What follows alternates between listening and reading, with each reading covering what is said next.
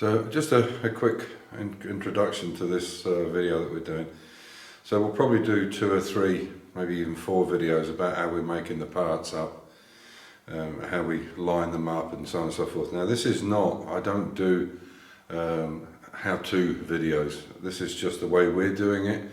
There's obviously a lot better ways of doing it, a lot worse ways. We're just amateurs that enjoy doing metal work and trying to end up with a good result on it. So this is not a how-to, this is just the way we're doing it. If you get some tips from it or things you don't like, that's fine, that's up to you. But the bottom line is just showing you how we're going about that process. I mean, there's lots of videos out there where you can watch people who are real artists when it comes to this is what they do professionally.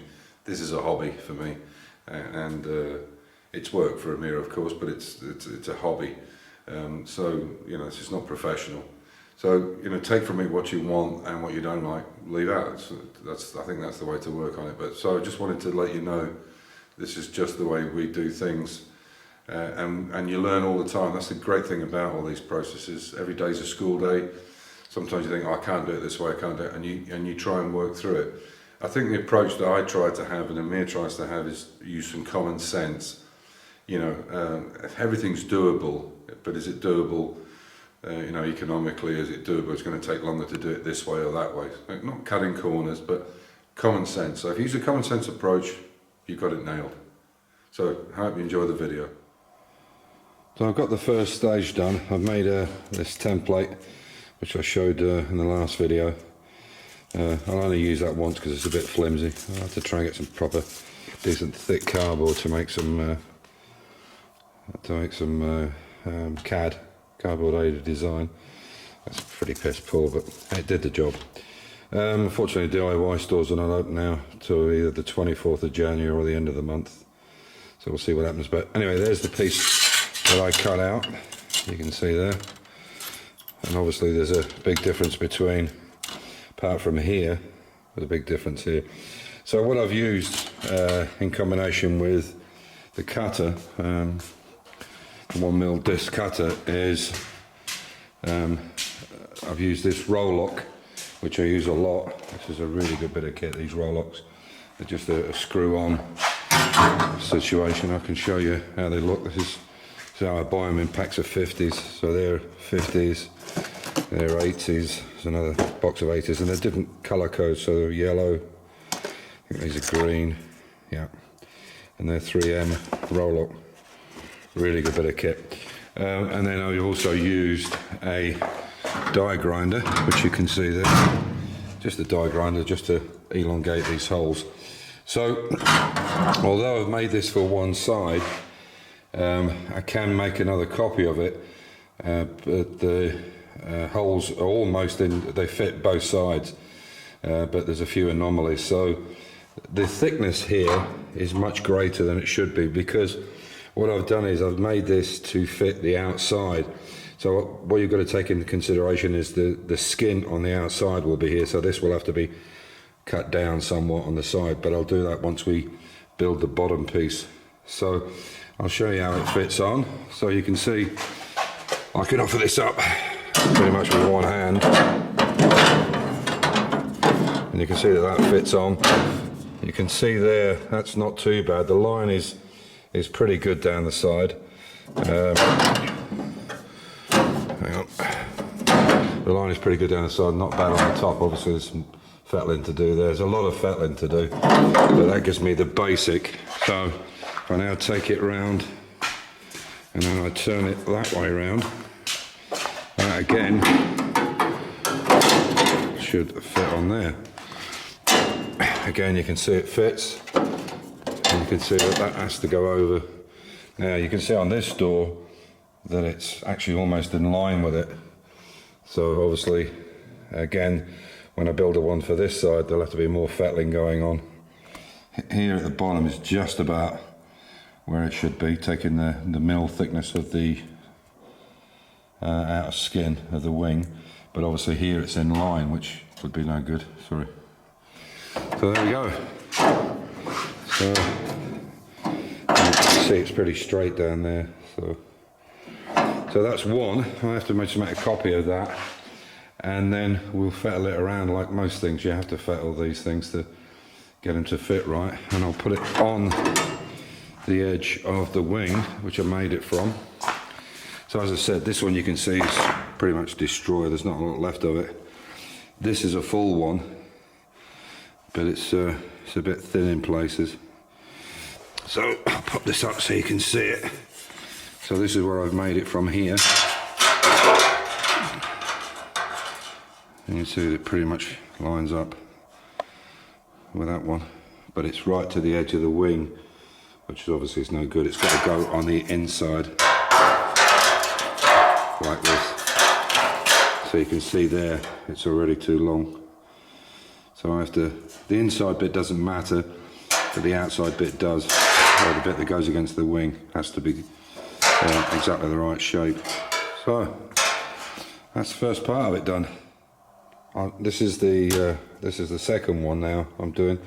So again, I've just put it as close as I can to that edge to save me some cutting, and then I can just pull it over, and now you've got a copy of the next one. So cut that one out. These holes I won't drill just now. These are just marks roughly where they should be, but I'll fit them to fit the other side. There are some anomalies where the left and right hand side bolt heads come through, so even though they were probably put in on a jig, they might not be 100%. So rather than make the hole too big, I'll look at it once I've got it cut out. But that's how I've done it. And as I say, this is 1.5 mil. This, so it's, you know, it's pretty thick, but the whole edge of the wing is hanging on this. So I want to make sure this is good, and it'll be easier to weld this from the outside in, or whichever way we want to go, because it's much thicker steel, so it will penetrate better as well. So there we go. So this morning Amir's back now with Revka. I managed to get through the borders of Bosnia, Croatia and Slovenia. So as you can see, it's sitting down there for a year or more. It's not done it a lot of good. That's the problem with the bottom garage. It's a lot of moisture down there, and the dew in the morning sits down low, and it's quite low down there.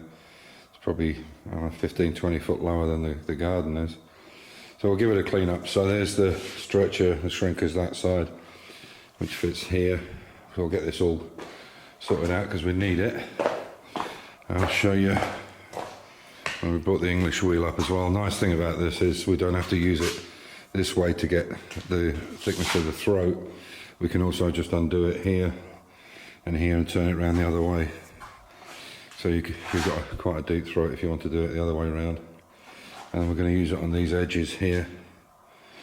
Okay, so this is the first piece that's been taken off. This is the broken piece, and you can see how bad the rust is behind that. I mean, it's piss poor.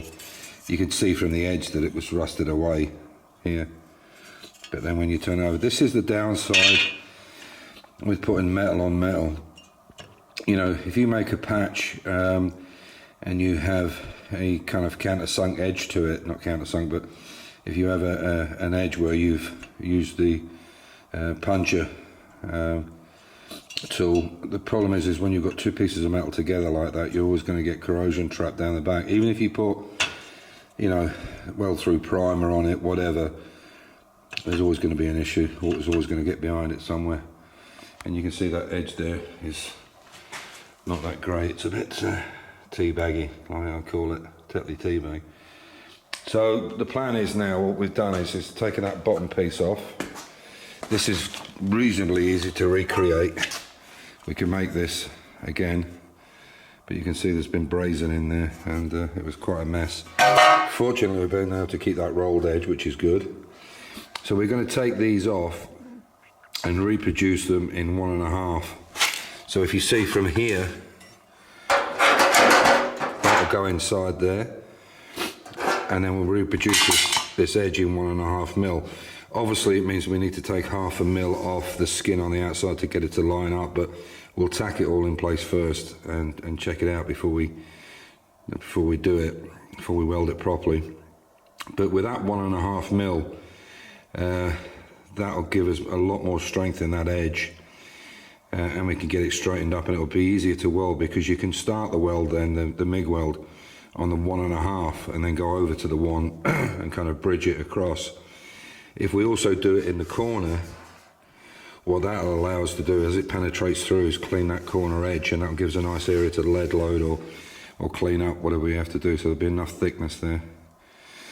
Okay, the other thing is Amir, I asked him yesterday when he got back to make up this end piece. It's not glued in place, it's just stuck there, and we've had it on both sides, and as I feared, the back end, the shape is not as good. The sides are pretty good in the front, but the back end's not as good. It fits much better here, again, because with this foam, what I've done is there's a slight taper on that inner wing, and obviously when you turn it around the other way, it means the angle is the wrong way around. That's why there's a gap, but the gap is fairly uniform, so I'm quite happy with that.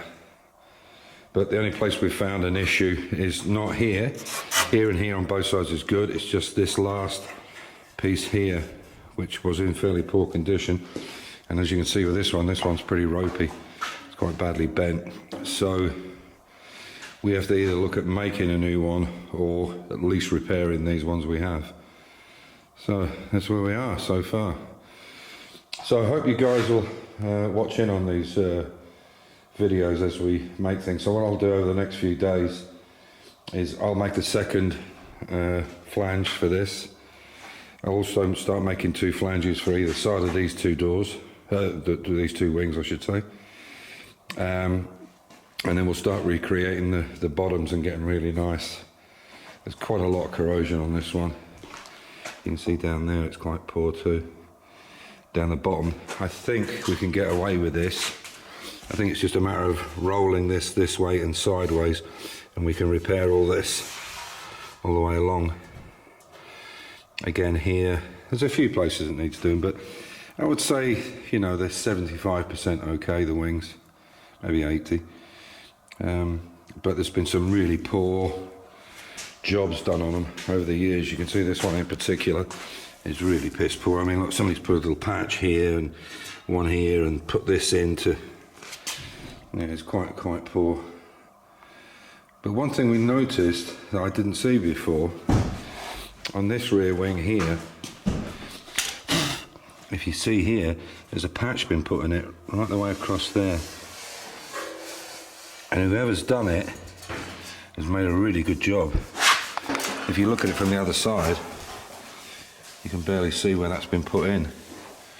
And when you think it comes from like down there all the way up, I think they made quite a good job of that. But you can see it, definitely see it there. So, yeah, I'll bring you back when we've got more done. We've got some bits here. This some of the parts that have been taken out. This was the inside edge that I showed before. You can see how badly corroded it is. It's so poor and porous. This is the edge, and you can see where that obviously was on there. You can see where it lined up. But you can see how poor that is inside. You can't leave that on. That's just painting over that. It's just crazy. This is a couple of other pieces that were on the inside. This is a bit from the edge. This is actually a piece of brass on the end there, which is the lip that goes around here. And this is the bottom piece. Again, you can see there's been brazing done on that somewhere. So we can recreate that. That's not a big deal.